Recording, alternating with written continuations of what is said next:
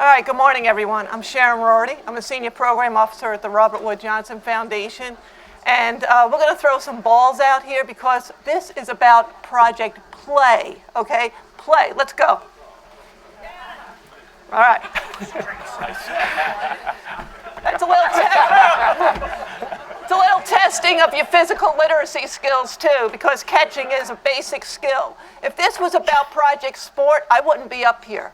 It's play, and we have to remember that. Play is fun, okay? So, sometimes we get so serious and wrapped up in what we do, but play is fun. It's important for us as adults to have fun, to bring that joy to what we do, to bring it to the kids, all right? And it's important, to let the kids have that fun and that joy and that spirit of adventure. We heard that a little bit from our youth panel this morning, who were really, really fantastic. So just want to put that out there. It is, where we talk a lot about sports, but this project is Project Play, all right? And the name of our panel is Revitalizing in-Town Leagues, and I think that's a lot about play and having fun and inclusion. That's really important too. We're going to mention that word throughout the day, and I think that is what Revitalizing in-Town Leagues can really allow us to do, is to bring everyone in, to have fun, to give them access, to give them opportunity to physical activity, to get to know their friends, their neighbors, people they don't know, because, who are friends? Just the strangers we haven't met yet, right? So that's why, that's the importance of this panel and what we do. I mentioned I'm a Senior Program Officer at the Robert Wood Johnson Foundation. I'm also a parent. I have 2 kids in their 20s. They played recreation sports, they played travel sports, they played sports in school and right through college. And I think their best experiences, they would probably say, were the times they spent in the in-town leagues, where it was most open and accessible. I also was a coach of youth soccer. And one of the things that I experienced, it was a travel team, and I did it from when my daughter was in first grade. And when kids showed up and they were car sick because we were traveling too far, I knew something was wrong, but I didn't know how to fix it. I didn't know what other model to go to, because the in-town leagues at that time just weren't strong enough. So this is really, really important to me. So, and as a kid growing up too, I grew up in Jersey City, a very urban place. But I don't know if it saved me, but it certainly kept me from doing a lot of things that I probably shouldn't have been doing, which was the sports, the parks and recreation leagues. I played CYO basketball on Saturdays. I swam. I did track and field. Whatever was available, I got out and did. So again, an important part of growing up. So with that, I'm going to open it up to the panel. I'm going to introduce our panel, and I'm going to ask them. We have 2 questions. The first question is on the why. The second question is on the what. So first up, we have Steve Bandura, Recreation Leader from Philadelphia, Department of Parks and Recreation. Steve, can you tell us, why do you think revitalizing in-town leagues is important, and what does it mean to you? Well, I think everything kind of got out of whack when independent play stopped. And it's kind of, I was talking about this earlier, it's kind of ironic. I mean, I was at the tail end of the baby boomer generation, and we were out from sun up to sundown playing all day, every day, come home for dinner, go back out and play again, never come home till it gets dark. And we wind up being the parents now that won't let our kids go around the corner unsupervised. I don't know how that happened. But it did, and so independent play, going out and playing with your friends, just disappeared. So all that remains when that happens are the structured programs. When I was that age, structured programs were just kind of a bunch of dads running it, and it really wasn't a lot to it. But at this point, they're on steroids at this point. But the only place that kids are going to get to play is if we have these leagues and they have access to playing, because they're not going to do it on their own. It's just, no matter what we do, they're not going to do it on their own. If they'll do it on their own in school, or if they're in an after-school program and you set it up that way. But for the most part, if there aren't leagues around for them to come to, and there aren't people out there recruiting and letting them know about the leagues, my program's a little different. I'm inner city South Philadelphia. So all the kids that I have would never have played sports to begin with. I have to go out to the schools and recruit them. I recruit them at a young age, and getting them involved in the first place sometimes is half the battle. Thank you. All right, Chris Green, next up. Professor, College of Applied Health Sciences, Department of Recreation, Sport and Tourism, University of Illinois at Urbana-Champaign. Why do you think revitalizing in-town leagues is important? And give us a little bit about you and what you do. Sure. I started life, I guess, as an elementary school physical educator and as a high school and club coach. And I was very interested in kind of how people got involved in sport, how we could keep them involved in sport, how do we kind of help them through those pathways to the elite area, to the elite level of sport. And the more time I spent on sidelines, the more youth sport that I saw, what I realized was that the pyramid, just like in the Project Play report, dumps people out of sport throughout their life.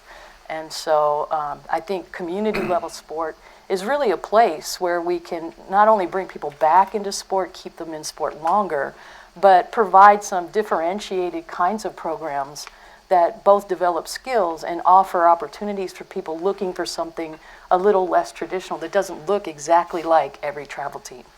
So I think it's a really key delivery system for our sport. Thank you, Chris.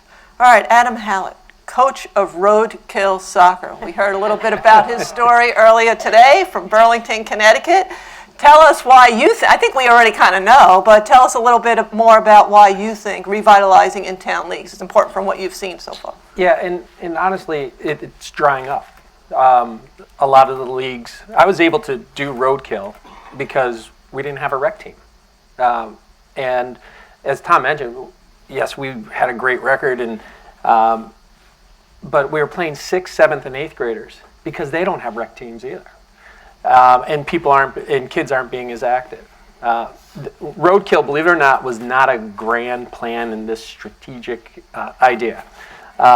It was just a dad who wanted to spend more time with his son.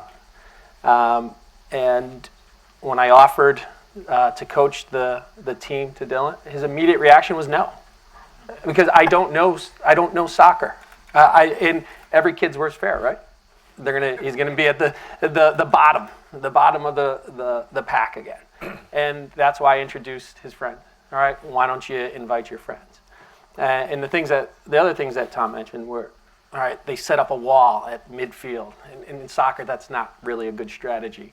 They put all 11 men at midfield when starting on the kickoff.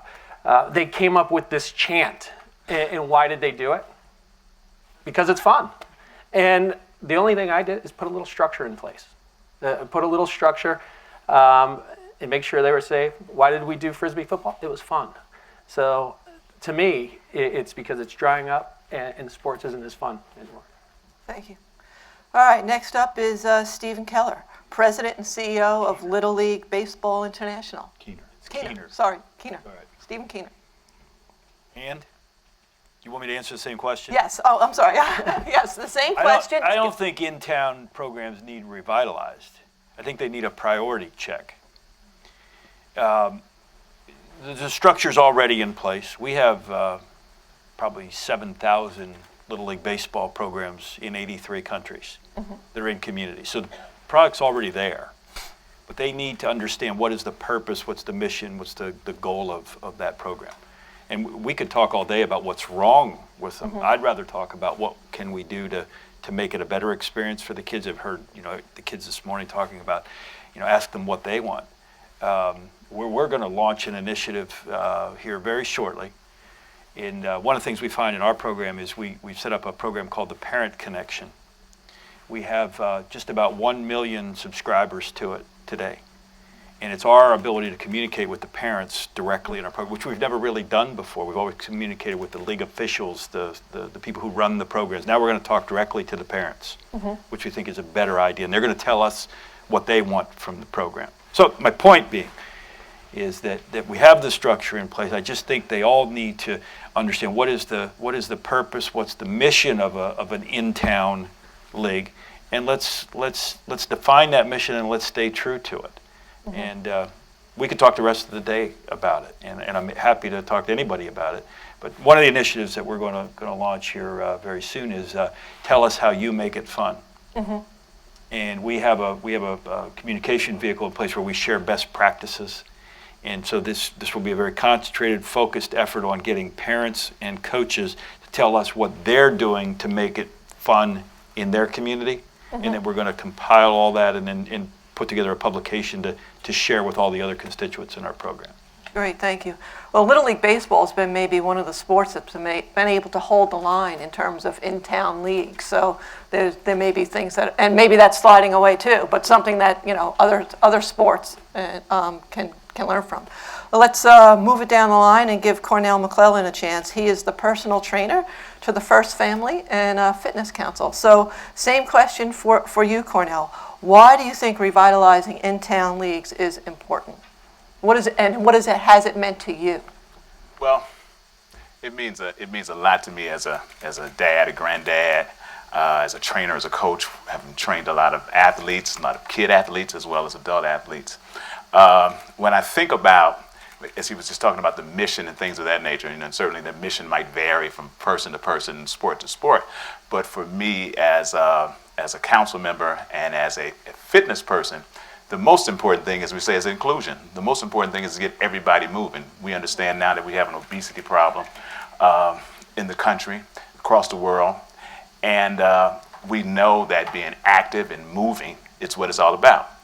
And the only way to get people to do that and to do it consistently is through fun. And play is the best way to do that. So whether it's individual play or it's group play or if it's in-town leagues, we need to find ways to communicate this, to our communities, to our children, and to our families. And one of the things that I think about a lot when we think about sports and kids stopping, they stop at a certain point. And one of the things is that we haven't defined for them the importance of it, the importance of movement. We were created to move, and if we understand that, and if kids understand that, they'll be stronger students. They'll have more self-confidence. They'll learn team building and things of that nature. And this is more important than what you score. Right. So if somehow we can make that part of the mission, then we know that you don't kind of stop after Little League or you don't stop after this, but this is what's going to sustain you forever. This is what's going to sustain your children, your grandchildren, and things of that nature. And so that's why it's so important for me. It was kind of the foundation of why I'm doing what I'm doing today. And I just think that if we redefine what we're doing in terms of the play or of the sport. And it's about if you begin, you win, more so than at the end. It's the journey. All right, thank you. And I'm going to stay with you, and we're going to come back up the line this way, because I'm going to try and do this quick. But tell me, Cornell, what do you see as the best opportunity for stakeholders, and this is a room full of stakeholders, to support and grow in-town leagues? What would you like to say to them? What do you think is the best opportunity that they can get behind? I think one of the best opportunities is some uniformity in coaching. One of the things that people talk about a lot is one of the reasons that people have left sometimes the in-town leagues is that they think that the level of coaching or the level of the fundamentals of what's being given in certain leagues and might look better over here. And that's why people run from team to team or travel teams and things of that nature. And again, if our mission is about fun, if our mission is about teaching fundamentals, if our mission is about teamwork, if our mission is about community, it changes the whole format. So I think that, but it's real important because, it's one thing to have a winning team, but it's another thing to have a team where you build everybody's self-esteem. So I think that uniformity in coaching and it's important. Thank you. All right, Stephen, give me your 1-minute pitch. What do you see as the best opportunity for stakeholders to support and grow in-town leagues? Cornell touched on it. I think we're already doing this, but making the programs accessible to as many kids as possible for as low a cost as possible. We have a regulation in our program that prohibits a local program from turning away a child because mom or dad can't pay a registration fee. They have to allow them to participate. And we defend that rule all the time. So get involved in how you can, it costs less to play in town. It's more fun to play with your friends and your schoolmates and your kids from your community. Basically, trumpet the benefits to your community and to your kids for playing in that local neighborhood program. Okay. Adam? The obvious answer is keep it fun. But I think what was really important for Roadkill was seeing what was out there. So what structure does your town have? And be a part of it. I always used to use the excuse, I don't have enough time. So I have 4 children, and I just don't have time to coach. But other dads seem to have time to coach. So see what's in your town and take action. The structure's probably there. And once you look and see what structure's there, take advantage of it. Thank you. All right, Chris, how are we going to grow and support in-town leagues? I think you want to think creatively about changing the context. So, for example, kids want to play, right? So think about subless soccer. Why do we need subs in soccer? You don't need subs, right? That's kids on the sideline. So how can you create these? We've done some research. Kids love it. They played 3 players down. They lose. They're not stupid. They know, hey, we did really well. We lost by 2, and they had 3 more players, right? So think about things that you can do. Height-graded basketball. Introduce new sports that you didn't have to play from 5 years old up to be good, because kids aren't going to start late because they don't have the skills, the literacy, physical literacy. So think creatively about context. Thank you. Steve? I think Steve and Cornell really touched on it. It's, a lot of times the problems with the leagues are not the leagues itself, but the people running them that just don't know, and coach education is important. But with that said, they might not be doing it right, but they're doing it. And we can't sit back and criticize them if we're not willing to get out there ourselves. I had no idea that I would like coaching kids until I was just kind of asked to do it one day, and I did it. And it was a life changer.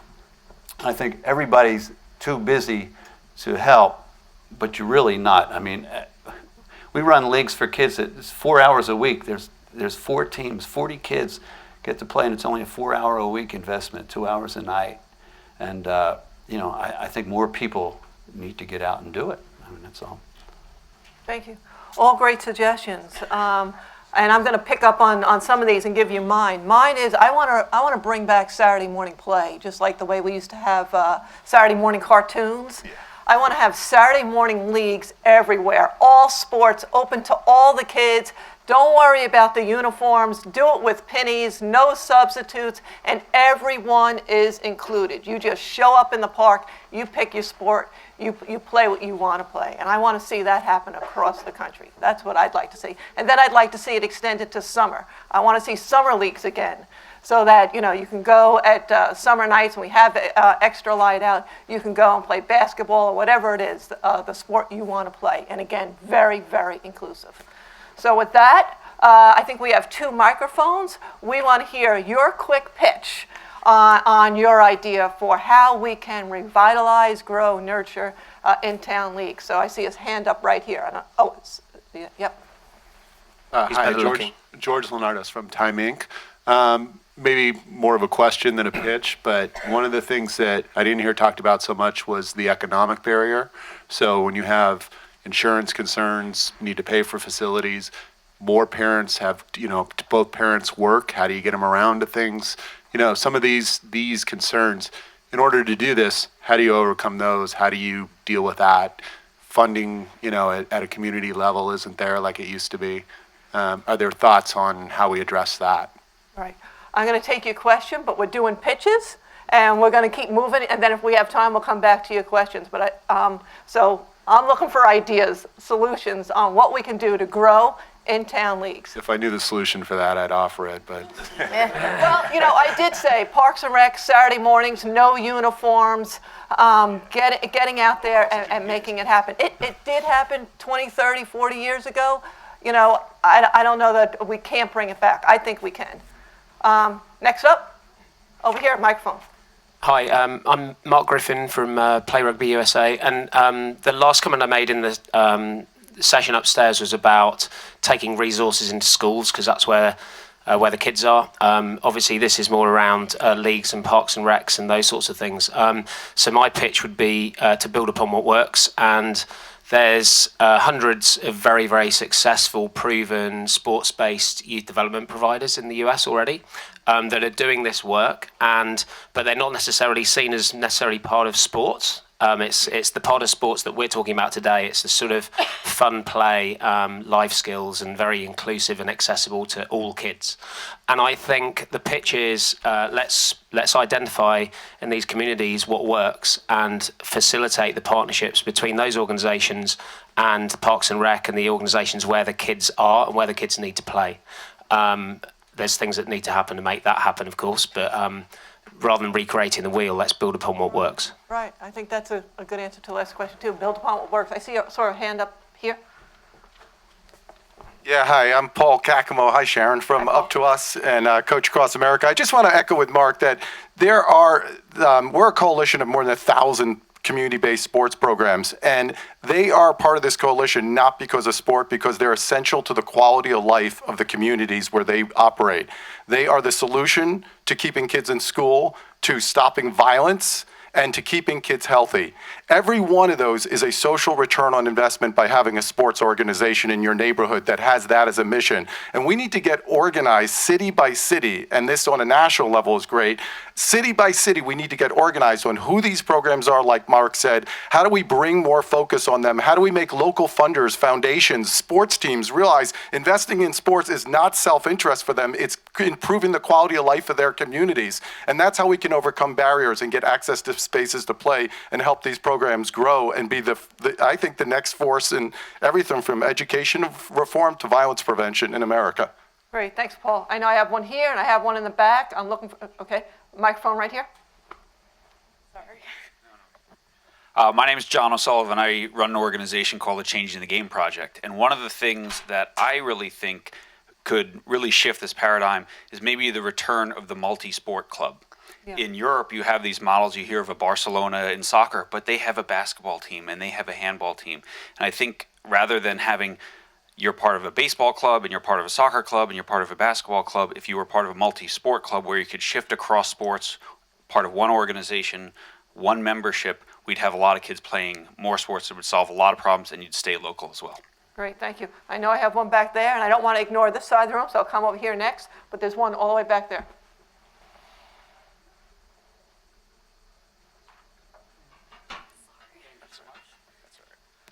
Well, the first thing is +1 on the multi-sport club. I think that's a tremendous idea. And to your point on Saturday morning play, I think that's kind of the topic that we addressed in the last session upstairs with free play. And I think that's a part of the solution. But the reality here, because I happen to know Burlington, Connecticut very well. My name's Anthony DeChico, by the way. I'm the director of soccer for AstroTurf, and I used to run a consulting company, and we went into town clubs because I'm a product of town soccer. I believe in the system. The issue is they're not doing a good job. And I know soccer better than I know other sports, but the issue is they're not doing a good job. And so you have to empower the people who are in leadership positions, and you have to get to the coaching level. You have to invest money in coaching education, and that's not by bringing in professional trainers, it's by bringing in coaching education specialists, directors of coaching. And if you don't do that, then what I hear everywhere I travel across the country is the reason my child is leaving town soccer or the reason they don't play AYSO anymore is because although the parent coaches have great intentions, they don't know what they're doing and it's not fun. And there's very few kids who aren't going to enjoy something more if they're good at it, if it's fun for them. So. All right, thank you. On this side, green shirt.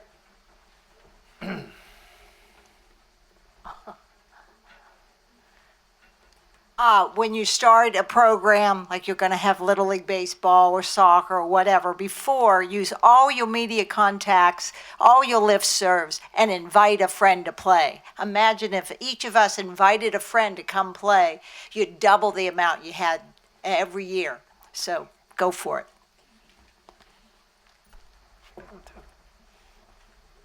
So I love the compliment that you paid Little League because they maintain both the really competitive as well as the in-sport.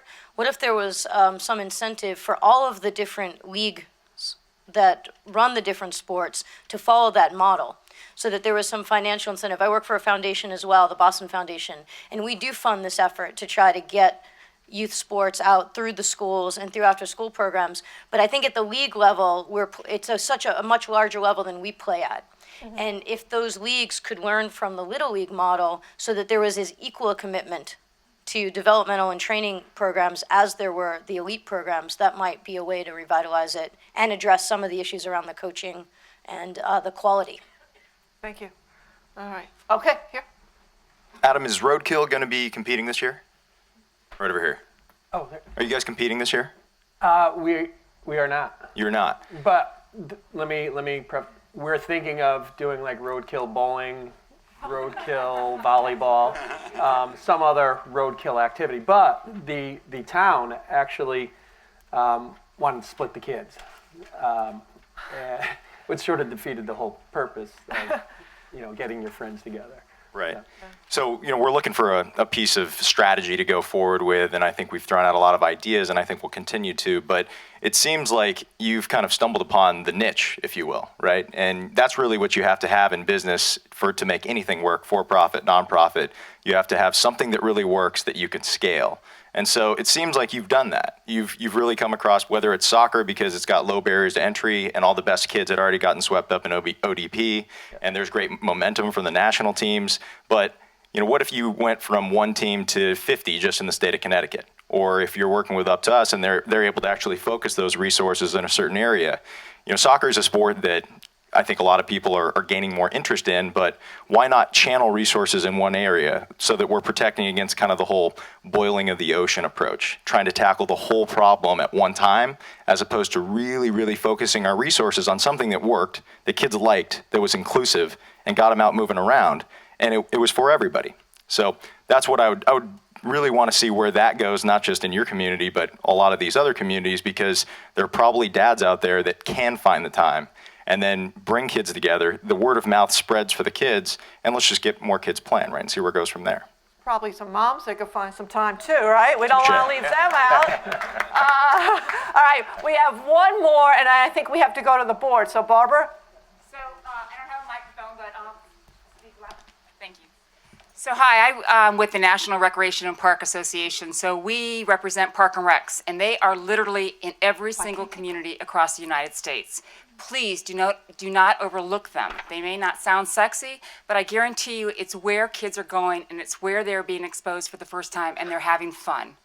So please, and the people that work in these recreation centers are professionals. They actually know how to teach your kids. So don't underestimate those rec centers.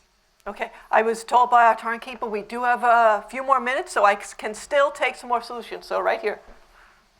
Yeah, a recommendation would be for Project Play to bring together the American Bar Association and the insurance industry, because free play, one of the big barriers is legal liability. Even the roadkill, if a little kid got hurt playing the older kids, and that needs to be addressed to do a lot of these initiatives, and maybe they could come up with best practices or volunteers in the local community to help somebody work through some of the issues. There's a reason the school doors are closed, because if somebody gets hurt, they get sued.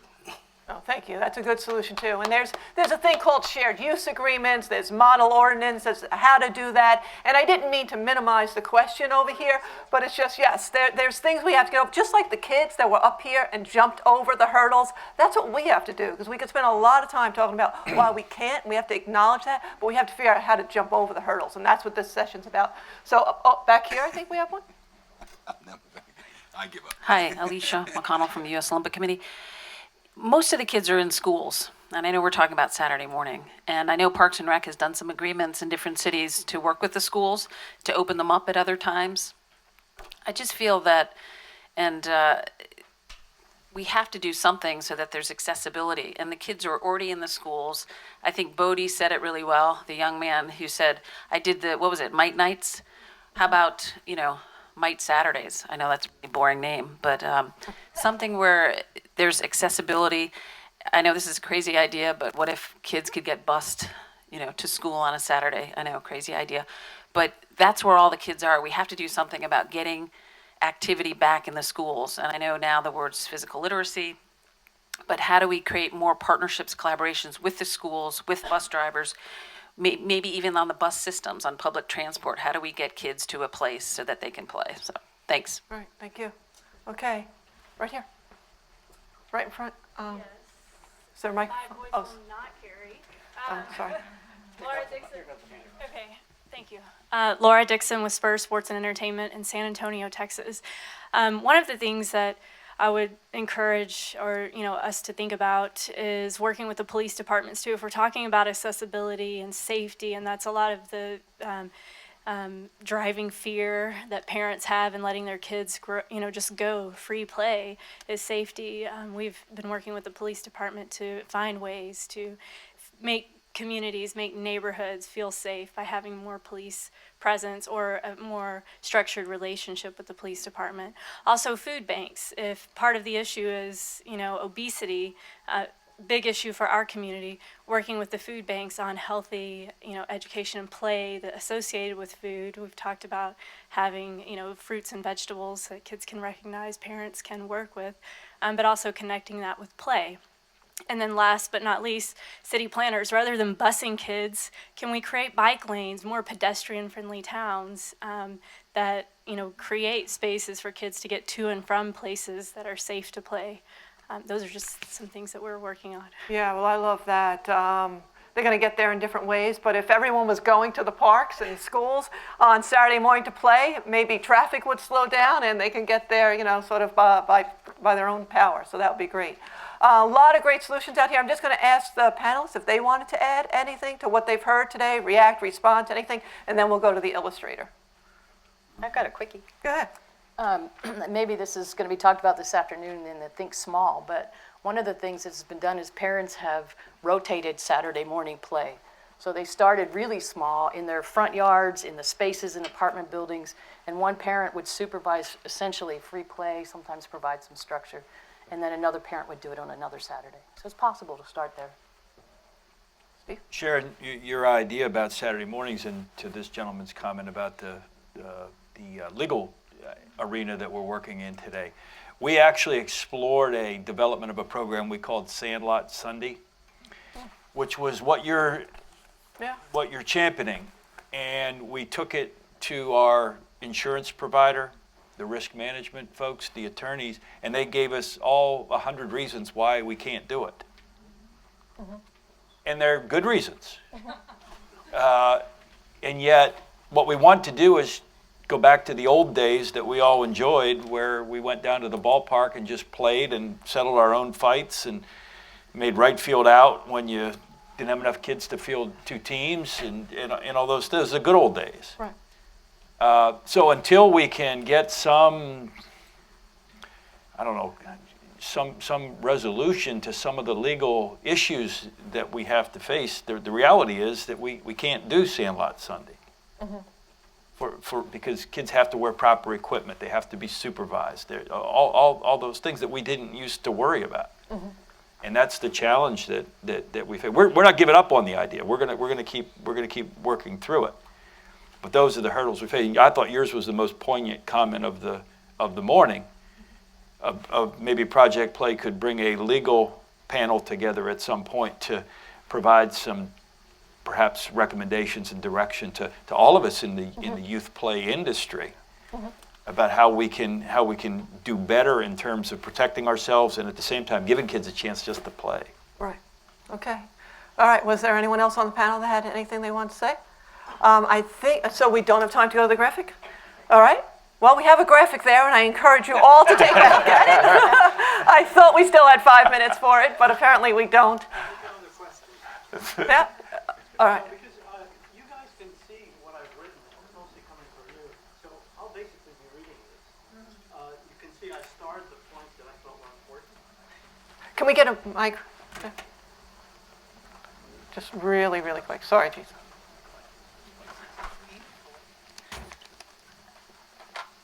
As I was saying, I've put stars at the points where I thought were the key suggestions.